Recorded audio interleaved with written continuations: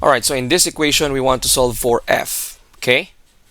Which means we will isolate this f, and that means we will remove this capital letter z and the negative 5, okay? So you don't need to really worry about the r square. So between z and negative 5, what do you think is the first thing that we will remove?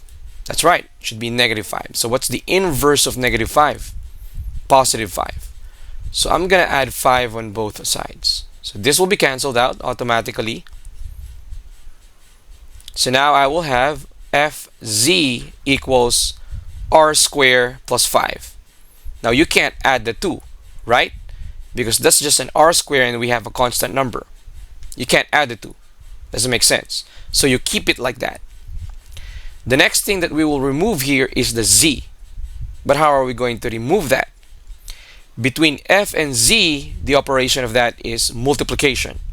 How are you going to undo a multiplication? That's right, division.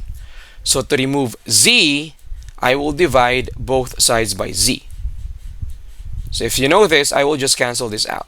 And that's going to leave me f only on the left side. And that's the objective. You want to isolate that f. So what's the answer? It'll be r squared plus 5 divided by z.